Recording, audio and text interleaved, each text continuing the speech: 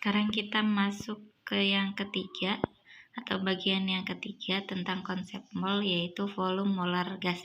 Nah, untuk menghitung volume molar gas ada beberapa rumusnya. Yang pertama adalah dalam keadaan standar. Dalam keadaan standar ini artinya suhunya atau T-nya itu adalah 0 derajat Celcius dan tekanannya 1 atmosfer. P-nya 1 atmosfer. Nah, pada keadaan standar ini rumus yang digunakan itu V sama dengan N dikali 22,4 L per mol. V-nya adalah volume dan N-nya adalah mol. Kemudian dalam keadaan kamar. Dalam keadaan kamar ini artinya suhunya adalah 25 derajat Celcius dan tekanannya adalah 1 atmosfer. Kalau suhunya 25 derajat Celcius, rumusnya pakai V sama dengan N dikali 24,4.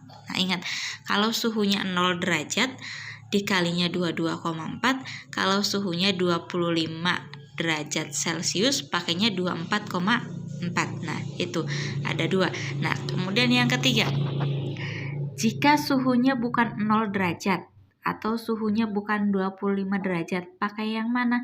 Pakai persamaan gas ideal. Nah, ini PV sama dengan nRT atau V sama dengan N dikali R dikali T per P.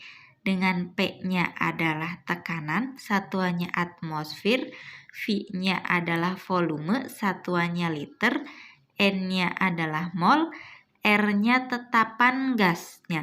R-nya ini adalah 0,082. Ya.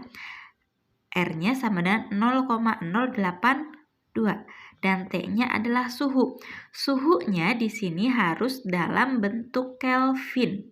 Jadi kalau misalkan yang diketahuinya itu dalam bentuk derajat Celcius, kalian harus ubah dulu ke dalam Kelvin.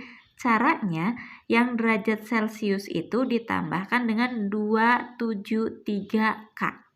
Misal diketahui suhunya adalah 13 derajat Celcius.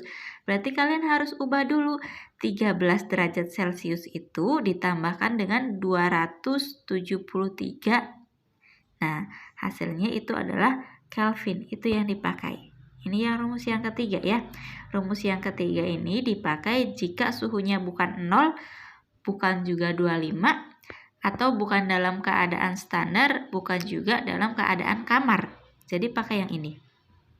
Nah, kalau misalkan yang diketahuinya tidak ada suhu, tidak ada tekanan, pakai yang mana? Pakai yang ini. Ini perbandingan volume gasnya.